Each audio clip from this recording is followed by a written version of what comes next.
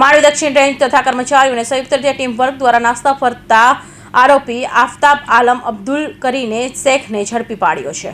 માંડવી દક્ષિણ રેન્જ ગુના number MSKC 210/2024 તારીખ 14/6/2024 ગુના કામે ખેર તસ્કરી ગુનામાં નાસ્તા ફરતા આરોપીને પડકીને ખેર તસ્કરી ગુનાઓને નેસ્ત નાબૂદ કરવા માટે સુરત વન વર્તુળ વન સંરક્ષણ શ્રી પુનિત નેપિયર તથા સુરત વન વિભાગના વન સંરક્ષણ શ્રી ધીરજકુમાર તથા મદદનીશ વન સંરક્ષણ શ્રી તેશાર જાદવ નાઓની વારંવાર વન ગુનાઓને ઉકેલવા શોધી કાઢવા બાબતે ક્રાઇમ રિવ્યુ બેઠક યોજી વન ગુનાઓને સંગઠિત અપરાધોમાં નાસ્તા ભાગતા આરોપીને પકડી પાડવા સૂચનાઓ મુજબ ખાનગી બાતમી મળેલ હતી કે સદર ગુનાઓમાં નાસ્તા ભાગતો ફરતો અને કોર્ટ દ્વારા CRPC કલમ 30નું વોરંટ ઇસ્યુ થયેલ છે તે ભાગેડુ આરોપી આફતાબ આલમ અબ્દુલ કરીમ શેખ છે। વાપી સિટીમાં હાજર હોય તેઓની રેકી કરાવવા સદર આરોપી વાપી સિટી ખાતે ગુલાબનગર રોડ પર ખાનગી મોટરસાઇકલમાં પસાર થનાર છે। તે મુજબની માહિતી મુજબ સ્ટાફના માણસો સાથે બારા સિટીમાં ગુલામનગર રોડ પરથી પસાર થતા સમયે તારીખ 14/6/2025ના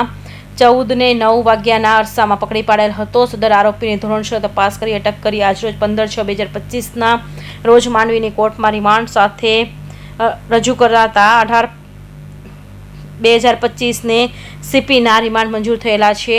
સદર આરોપી નાસ્તા ભાગતા સમય દરમિયાન ખેર તસ્કરીનો ધંધો સહ આરોપી મારફતે ચાલુ રાખેલ છે, જે પૈકી વ્યારા તાલુકાના ખોડ તળાવ ગામે ખાનગી જમીનમાં મઝીદ નરૂદ્દીન મલેક તારીખ 21/4/2025ના રોજ રાત્રિના સમયે ગેરકાયદેસર ખેરના લાકડાઓ અને ટ્રક નંબર MH12DG 9888 ફરતા હતા। તે દરમિયાન ટૂંક અને લાકડા સાથે પકડી પાડેલ જેઓના નામ સેક્શન કોર્ટ બારડોલી દ્વારા જામીન મંજૂર થયેલા નઝીર નરૂદ્દીન મલેક હાલ સુરત લાજપોર જેલ હવાલે છે।